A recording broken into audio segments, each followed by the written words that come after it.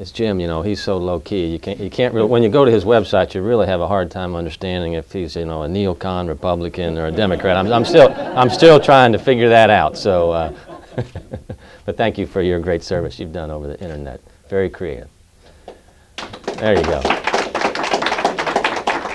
One of the things that really bothers me here is the kind of world that my kids are growing up in now.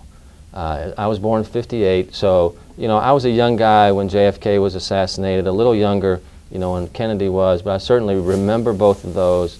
I remember Martin Luther King. I remember the astronauts, etc. So that was an era where there was like hope, you know, in the country.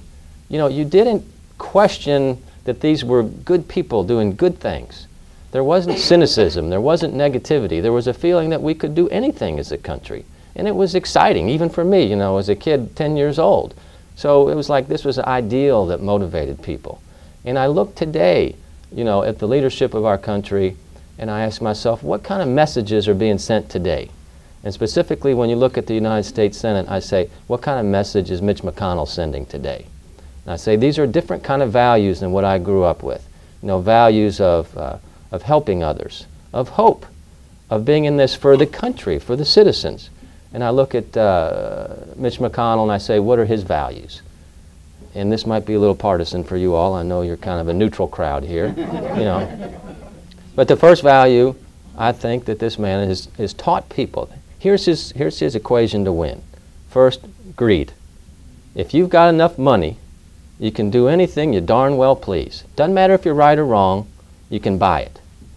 And he is the wealthiest senator in the United States when you take a look at the money that he's got on hand, but it's dirty money.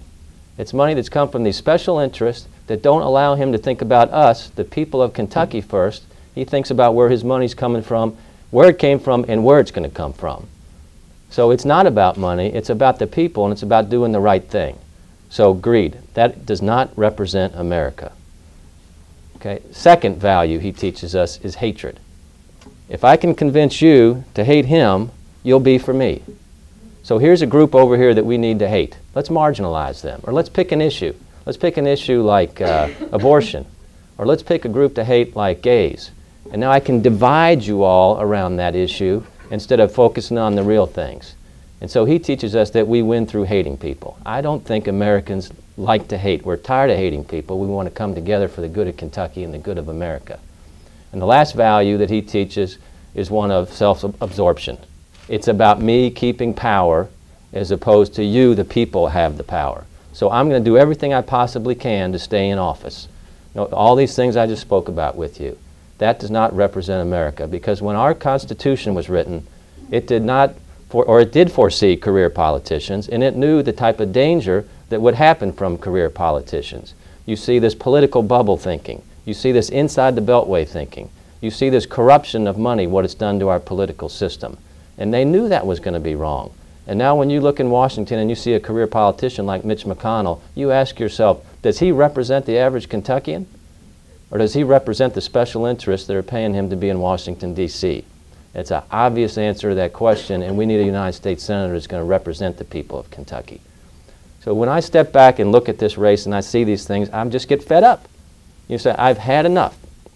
It's people like us that when the Constitution was written, the framers of the Constitution had us in mind. And our job was to step up and go to Washington, D.C., or go to Frankfurt, or go to City Hall in Louisville, do some time in public service, and then you let somebody else go and do some time in public service. So we keep government representative of the people.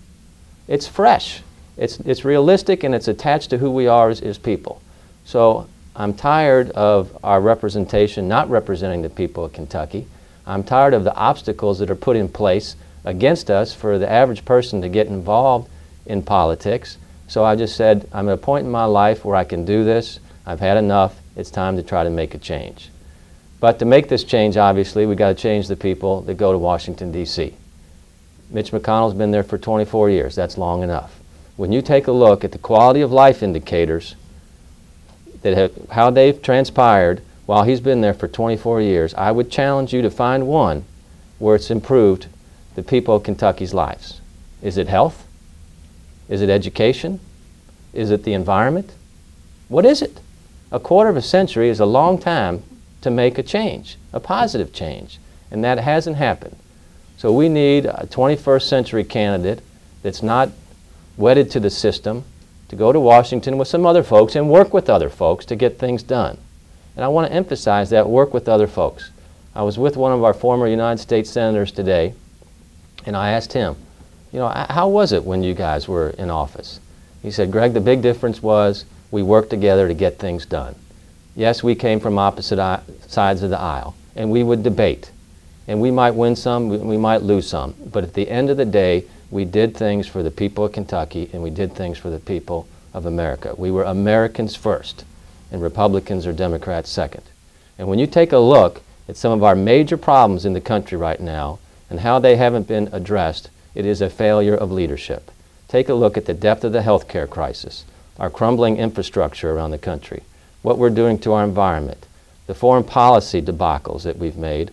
A lot of this has happened because we haven't had leaders come together, make decisions, and move forward. We're at a point in our history, in my mind, that's similar to an inflection point after World War II. After World War II, our leaders stepped back and asked themselves, what do we need to do to make America a great country, and what do we need to do to make the world a better place? We invested wisely with the Marshall Plan abroad. We invested domestically with the GI Bill. We had a growing middle class. We had a growing working class. So we had a plan. We worked that plan for the betterment of the country and the betterment of the world. We're at a similar inflection point now. Actually, we're past that inflection point. With the financial market, meltdowns in 2000 and 9/11 and the aftermath of 9/11, we're at a point where we need to be asking ourselves that same question. Obviously, the Iraq War was a tremendous, tremendous mistake. We feel that every day. The fact that we were led into that war, without good information and without a plan to go in there and remove ourselves quickly and safely, is just incompetence. If any of those people worked for any of our companies, they would have been fired a long time ago. Mitch McConnell even went so far to say, Donald Rumsfeld is the greatest Secretary of Defense of all time. I mean, what is he thinking? How do if you made a mistake, admit you made a mistake and move on, but don't defend gross incompetence. So here we are as a country right now with a world that's rapidly changing. The emergence of the Chinese markets, the Russian market, the Indian market. The internet affects us all greatly.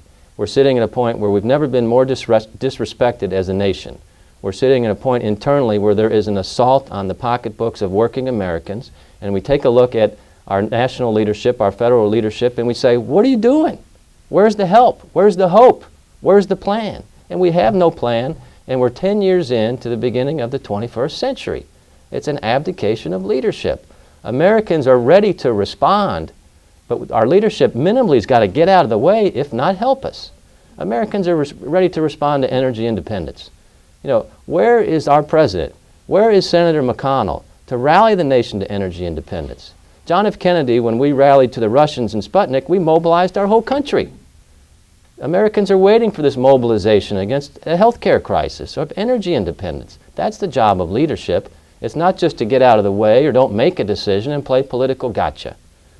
So to get here, folks, we need to change the people that are in Washington, D.C. Very, very encouraging time right now in the politics of our country. We're seeing in Iowa, we're seeing in New Hampshire, we're seeing record turnouts.